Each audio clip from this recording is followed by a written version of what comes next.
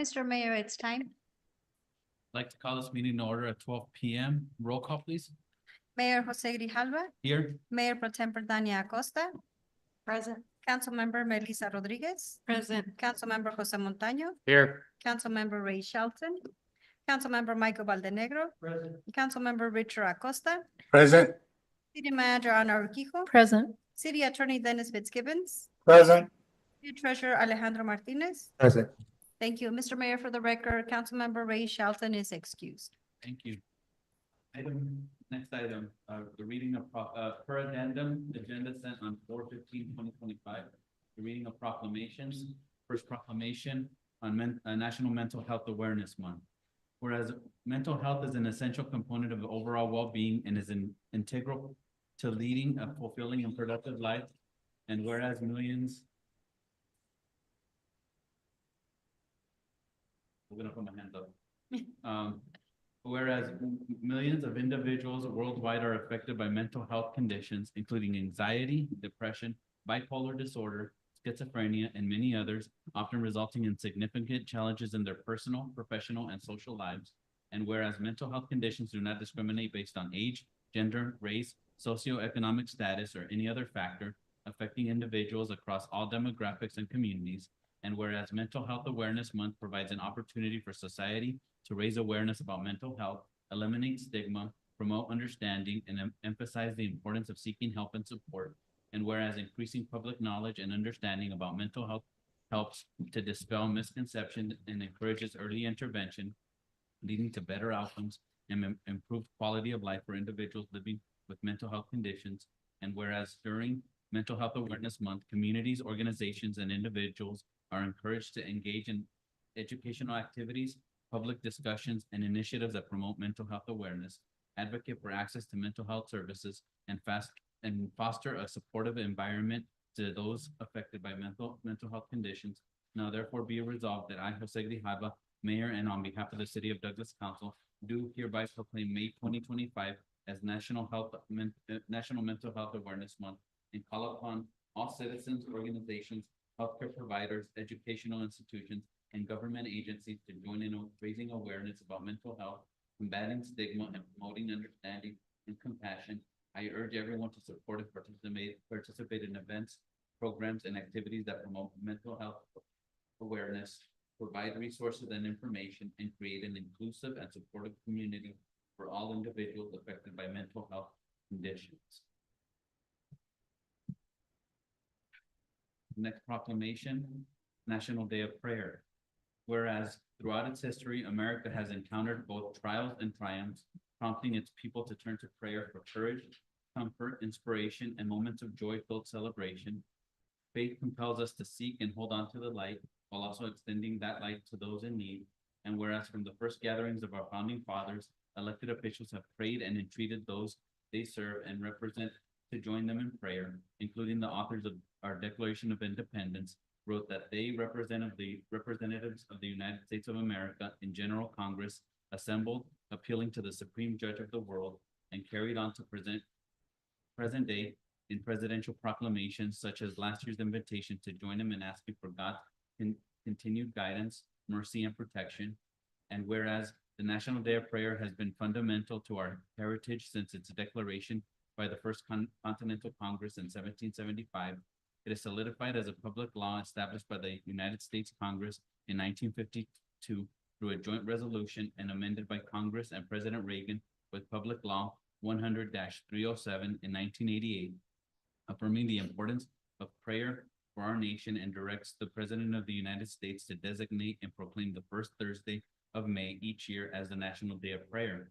Whereas in every state across America, the observance of the National Day of Prayer will be held on Thursday, May 1st, 2025, with the theme, Pour Out to the God of Hope and Be Filled, based on the verses found in Romans 15:13.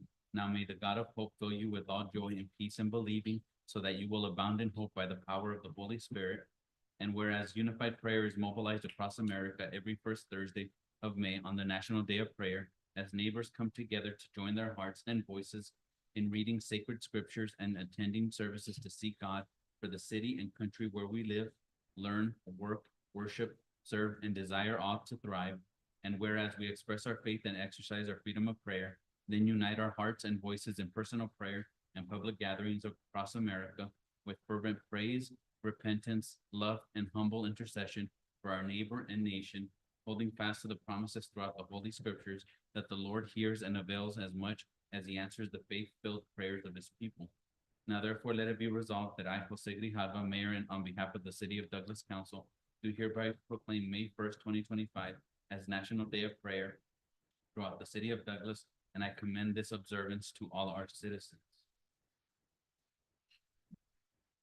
Next proclamation, Professional Municipal Clerks Week.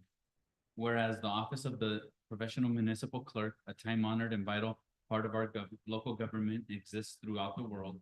And whereas the office of the professional municipal clerk is the oldest among public servants. And whereas the office of the professional municipal clerk provides the link between the citizens, local governing bodies, and agencies of government at other levels. And whereas professional municipal clerks have pledged to be ever mindful of their neutrality and impartiality, rendering equal services to all. Whereas the professional municipal clerk serves as the information center on functions of local government and community. Whereas professional municipal clerks continually strive to improve the administration of the affairs of the municipal clerk's office through participation in education programs, seminars, workshops, and the annual meetings of their state, provincial and county and international professional organizations. Whereas it is most appropriate that we recognize the accomplishments of the office of the professional municipal clerk. Now therefore let it be resolved that I, Jose Grijalva, and on behalf of the City of Douglas Council, do hereby proclaim the week of May 4th through May 10th as Professional Municipal Clerks Week, and further extend our appreciation to the municipal clerk, to our municipal clerk, and to all professional municipal clerks for the vital service that they perform and their exemplary dedication to the communities they represent. On that note, we have a tremendous clerks team here that does a lot for us, and we're very appreciative of them. Next proclamation, National Association of Letter Carriers Food Drive Day. Whereas the National Association of Letter Carriers Branch 704 represents of all letter carriers and post offices in Southern Arizona, and whereas NALC Branch 704, the United States Postal Service, and AFL-CIO have joined together with local community food banks for the past 16 years for the annual Letter Carriers Food Drive. And whereas the food drive was initiated in 1991 to assist the many community food banks, food pantries, and homeless shelters throughout the nation. And whereas in the year 2024, NALC Branch 704 letter carriers collected nearly 300 pounds of food and $20,000 in cash in Southern Arizona. And whereas the food drive effort is a community-based endeavor and all food items donated remain within each local community to serve the needs of the community.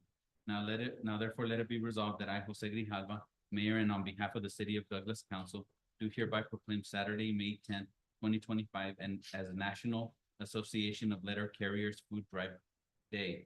And we encourage the citizens of our community to support the food drive by placing non-perishable food items in or near your mailbox on Food Drive Day for the letter carrier to pick up while delivering the mail.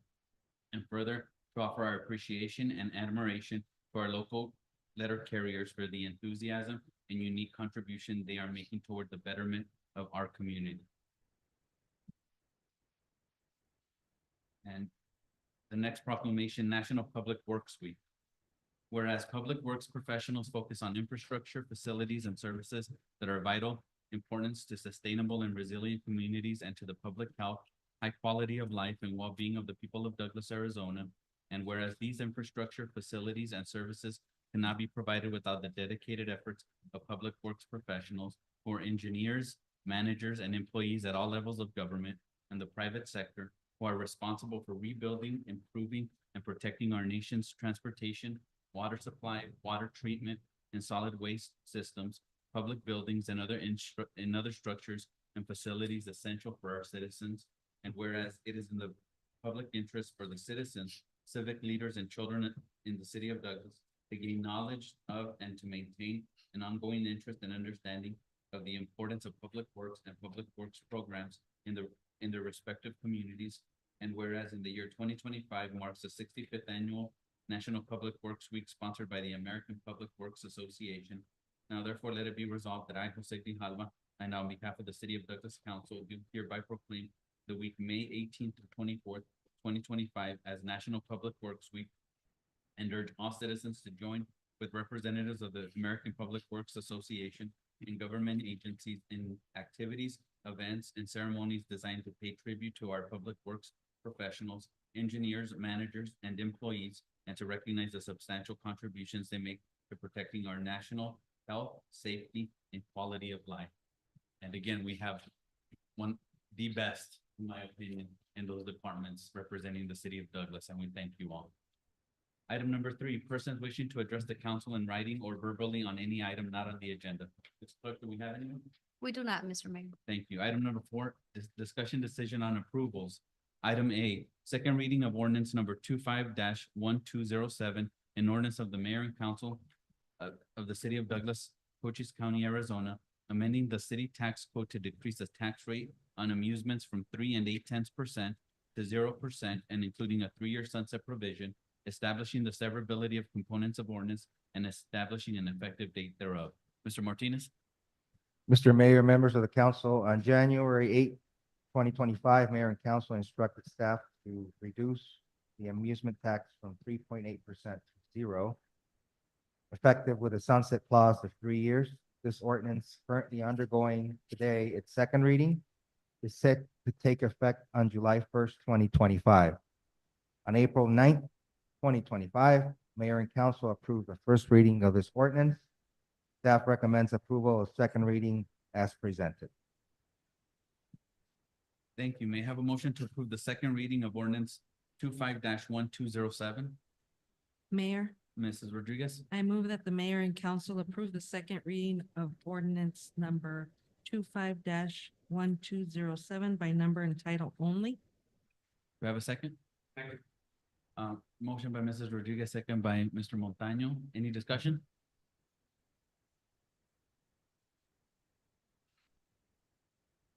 No discussion. Roll call, please. Councilmember Rodriguez? Yes. Councilmember Montaño? Yes. Councilmember Valdenegro? Yes. Councilmember Acosta? yes, Mayor Pro Tempore Acosta? Yes. Mr. Mayor? Yes, motion passes.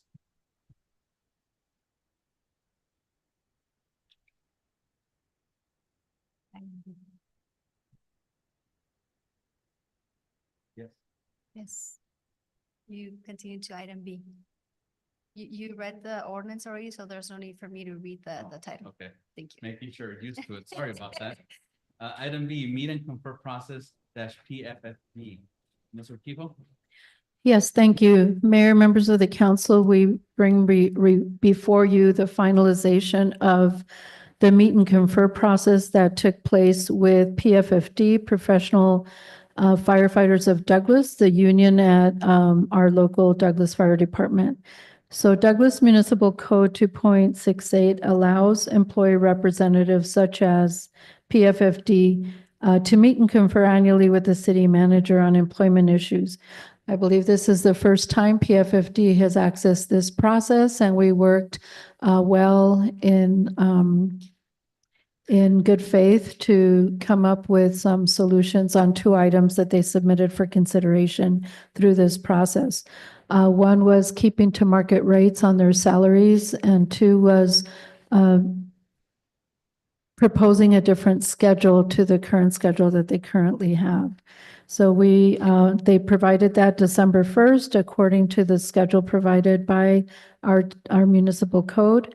We provided 2 or 3 meetings. We brought in some experts to discuss the schedule pros and cons. We looked at market rates and how they're evolving in the industry of firefighters. And my recommendation to you was also met according to the schedule based on municipal code. You received my packet on March 31st, and they did as well. They had then 10 days to either challenge or comment on those recommendations, which they did not. So to me, that presents you then a full package in good faith with a positive meet and confer process with the 2 items that they requested. Regarding the first item on salaries, was the city manager's recommendation to consider that under the budget process. It's very difficult outside of the budget process to manage and tie in raises without knowing what situation we have financially. So my recommendation is to consider those increases and try and keep them at market as long as the budget allows, and that we have a sustainable opportunity to fix those in. And number 2, the schedule is moving from a current 3-4 schedule that we currently have to a 48-96 schedule. And that's very different for our community. What that means is that our shifts would now be 48-hour shifts, and then they have 96 hours off before coming back to shift again. Something that's been very successful in smaller departments, smaller fire districts. We did do research and they collected lots of feedback, both on a benefit and advantages, disadvantages. We were concerned first about fatigue and the ability to manage callbacks. If we know that they're on their off hours for the 96, we may have a difficult time. However, in doing more research and bringing in some subject matter experts to do QA on, we found that it's something we're willing to pilot. It helps in many areas. Even if our recruitment efforts struggle, we may be able to bring in folks from other communities to serve that type of schedule because they come in the 48 hours and then they leave again. It's not like driving to work every day type of thing. So it has helped some fire districts. We did survey and our officers are here to maybe answer any questions if you have any questions. But the consensus was that we were going to move forward with, I refer to it as a pilot, but we agreed that if it's working, we don't need to necessarily come back and ratify it outside of a pilot. We just continue moving it along, or if we need to modify it, we handle that administratively as well. So I think those are the main points from our meet and confer process. I was very impressed with their first attempt to meet and confer. They were very professional. They dressed up more for the meet and confer meetings than they did today. It was all suit and tie for every meeting. And we just had a very positive interaction during the whole process. Thank you. May I have a motion to approve the city manager's recommendations? Baldenegro? Do I have a second? Second. Motion by Mr. Baldenegro, second by Mr. Montaño. Any discussion? Mr. Montaño?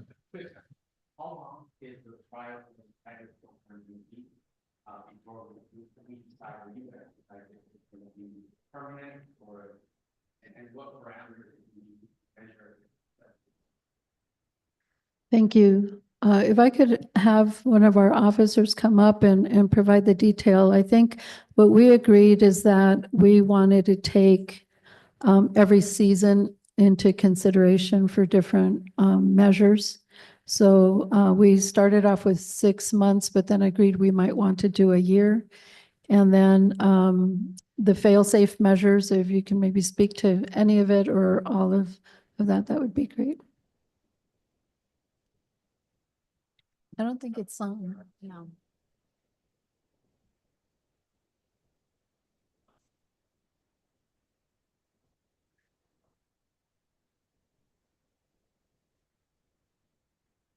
Use this one.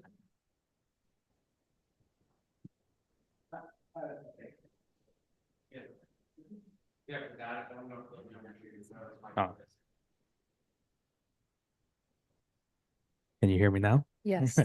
All right, so yes, like the city manager explained, we decided to go on a year basis. That way we get through every month of the year, because through previous research, looking at our call rates every month through the previous years, our staffing, our call levels, they vary a lot depending on the time of year. So we figure the best way to gauge it is to do a year's worth and see where we're at there. The parameters we're looking at is how have we maintained our staffing level, how have our call loads been, and if we've brought in any more recruitment from this new schedule. We've also had fail safes that we're gonna keep an eye on in-house at the department to make sure staffing levels don't fall below a certain amount, to make sure the city's safe no matter what we do. We're already kind of working at, we're already working on it as it is. Whether we change the schedule or not, we're trying to make sure the staffing is always adequate for the city. So that's kind of what we're gauging at year long. And after that, we'll review between firefighters and working with the chief and see where we're at and gauge off of that. And I will add also, Mayor, Councilmember Montaño, that we talked significantly about fatigue. And that will be one fail-safe measure that we monitor very closely. And we do have advice from other chiefs and other smaller agencies that have successfully managed through that. So we'll be keeping an eye on that and making sure that they get their rest time as they need it when they have like a very, very big night.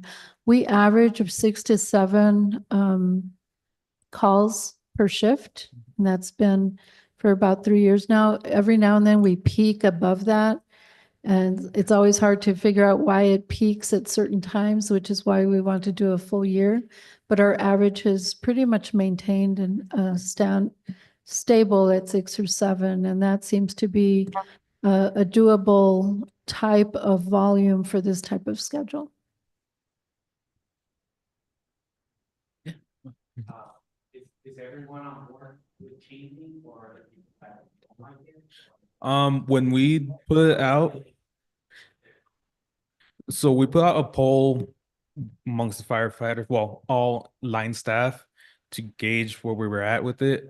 We got, I don't remember the exact number, I want to say between 85 and 87% yes or willing to try it. We only had 3 people that said no, and their concerns were mostly the concerns that everyone else has when switching over is maybe fatigue, maybe it might get in the way of hours. And of course, any schedule change can get in the way of personal life. But as a union, we always work off a majority, and of everyone, we only had 3 said no. We had 18, 20. Oh, thank you. Rosillo's always on top of it. We had 20 that said they were either yes or they're willing to try it. A lot of the yeses were people that have worked the schedule before, so they're very familiar with it and they want to go back to that schedule. Yes, and just to place on record, the numbers are exactly correct in percentages. 70% were in favor, 17% were unsure but willing to try it, and 13% were against the schedule change. So that equates to the 16 and 4, which equals the 20 that were okay with trying it, and then the 3.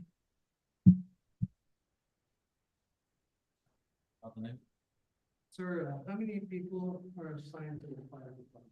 And for 24-hour shift or 48-hour shift? What's going to be different for the 3-4 and 48 and 6?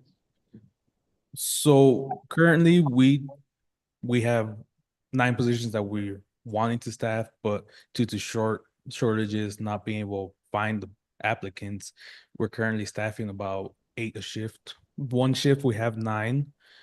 We only have one shift that's fully staffed right now at 9, but we're looking at about average 8 a day when we staff the department.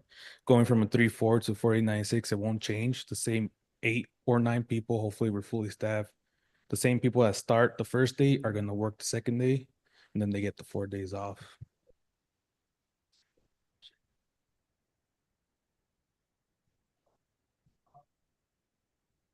So currently on the 3-4, what we call it, we come in one day, off the next, back the day after, off the next day after that. Then we're on one last time, the 3rd day, and we're off 4 days. So that's kind of what leads a lot of people to want the change, is because there's a lot, they don't feel like they rest in that period between the 3 days that we work. They feel like there's not much rest time between there.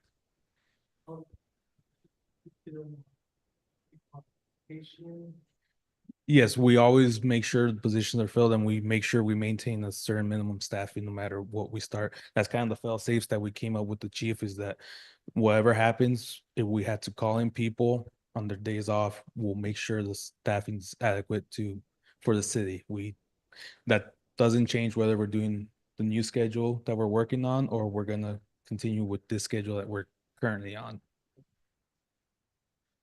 What's that? It could be sometimes we might have to call someone out from out of town to come in and cover, but we've worked it out to where we can schedule it ahead of time without affecting people too much. But we're still gonna make sure we adequately staff the station for the city, and that doesn't change no matter what we do.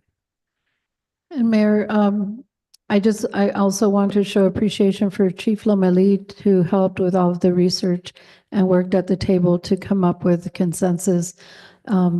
He has some detail at his level from his purview if anyone has questions as well. But that's why we're rolling it out as a pilot to make sure that we don't have issues with callbacks and create certain changes in policy as we need if we start seeing some of those issues. Any other discussion? I have a question, just, it's related, but not related. So you said there's 8 to 9 per shift. Mhm. So how many rotations do we have of staff? We have 3 shift rotations, A, B, and C. So that's how we rotate them out. So, yeah, that's just my only concern is if you have staff calling in or coverage is gonna be an issue because now they're gonna be on whoever's covering. That's why I asked how many, because you don't want people working back to back, because that would make for a very long Yeah. shift. And that's kind of what we're working to avoid, and that's why with cooperating with the chief, we're figuring out the best process, the best way to continue with this. Thank you. Another question. Sir, what are the fire department in your service though? Are they on the same, what do you like six? In this area, we have, Sarista is not, but Bisbee Fire, Fry Fire, Palominas Fire, Whetstone Fire, and Sunsides Fire are all in 4896. Benson, I am not too sure because they just recently became full-time, so we didn't have a chance to reach out to them. Wilcox is volunteer department. Any other questions?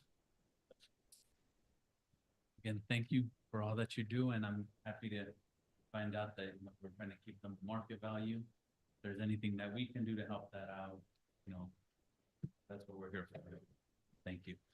Thank you. Thank you, Chief. No other discussions? Roll call, please. Councilmember Rodriguez, Yes. Councilmember Montaño, Yes. Councilmember Montenegro. Yes. Councilmember Acosta, Yes. Mayor Pro Tem Acosta. Yes. Mr. Mayor. Yes, motion passes. Item number 5, adjournment. Do I have a motion to adjourn? Mayor. Mrs. Rodriguez, do I have a second? Motion by Mrs. Rodriguez, second by Mrs. Acosta. All in favor, say aye. Aye. Any nays? Ayes have it. We adjourn at 12:28. Thank you, Dennis. Thank you, Mr. Acosta. All right. Happy Thank you. Easter, everybody. Happy Easter. Happy Easter. Bye. Bye. Thank you.